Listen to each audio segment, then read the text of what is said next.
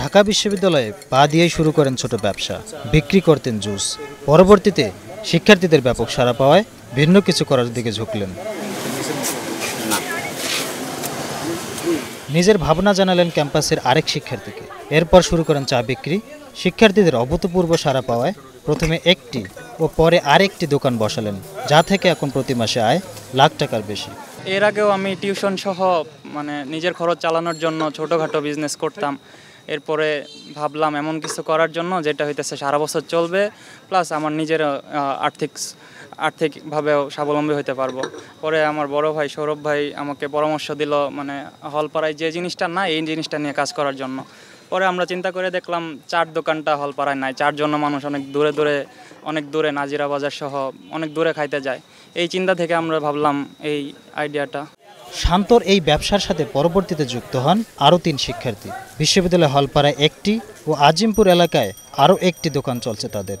এটাতে ভালো সাড়া পাওয়ার পরেও এটার থেকে আর কি আমরা সেকেন্ড দিছি আর কি, সেখানেও মোটামুটি চলছে। আমাদের কোনো ভুলটুল হলে সেটা আমরা ঠিক করার চেষ্টা করি, যে আজকে যদি কেউ বলে যে ভাই এটা হলো বা এটা হলো, পরের দিন আমরা সেটা চেঞ্জ করার চেষ্টা করি। বা বিকালের পরে যে আমাদের ফ্রি টাইমটা আছে ওই সময় তো হয় রুমে বসে শুয়ে বসে মোবাইলটা টিপি বা আড্ডা দিয়ে এই করি ওই করি।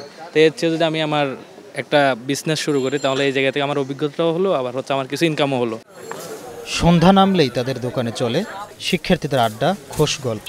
পোড়া রুটির সাথে দুধ চায়ের ঘ্রাণ ছড়িয়ে পড়ে দোকানের আশেপাশে। দোকানের নামটাও ব্যতিক্রম, গণচাতন্ত্র। বা সমসাময়িক যে রাজনৈতিক আলোচনা সেগুলো ম্যাক্সিমাম চায়ের দোকানেই হয়। তো সেই চিন্তা থেকে আমার ইচ্ছে ছিল ইউনিক একটা নাম দেওয়ার, যেখানে আসলে রাজনৈতিক একটা চায়ের সাথে রাজনৈতিক একটা কোলাবোরেশন হবে, যে রাজনৈতিক বিষয়। সেই জায়গা থেকে এই গণচাতন্ত্র নামটা আমার দেওয়া। পড়ালেখার পাশাপাশি এই কাজে যুক্ত হয় ক্যাম্পাসের অন্য সহপাঠীদের প্রশংসায় পাচ্ছেন এই উদ্যোক্তা শিক্ষার্থীরা।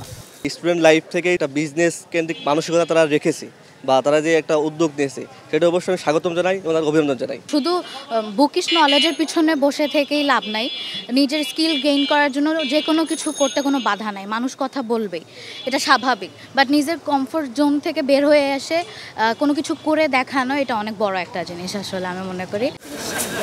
এমন উদ্যোগে আপ্লুত তাদের সহপাঠীরা। চায়ের দাম ও গুণগত মান নিয়েও সন্তুষ্টি প্রকাশ করছেন এখানে আসা ক্রেতারা। আমরা দুজন একসাথে এসেছি চা খেতে, পোড়া রুটি খেতে, তারপরে এখানে আসলাম, চা খাইলাম। চা অনেক ভালো। ও আমার ফ্রেন্ড, আমার ডিপার্টমেন্টের ফ্রেন্ড, পাশাপাশি কিছু একটা ভালো করছে। স্টার্ট আপ হিসেবে শুরু করছি, ইনশাল্লাহ সামনে বড় কিছু হবে এই আশায় শুরু করা আর কি। ক্যাম্পাস ও বাইরে থেকে আসা ক্রেতাদের কাছে দিনে 1000-এরও বেশি কাপ চা বিক্রি করেন এই শিক্ষার্থী উদ্যোক্তারা। দেশে চাকরির বাজারে যে অসম প্রতিযোগিতা, সেখানে পড়ালেখার পাশাপাশি এই উদ্যোক্তা হওয়ার যে স্বপ্ন, তাই তরুণ শিক্ষার্থীদের অনেক দূর এগিয়ে নিয়ে যাবে বলে প্রত্যাশা শুভাকাঙ্ক্ষীদের। লিটন ইসলাম, স্টার নিউজ, ঢাকা।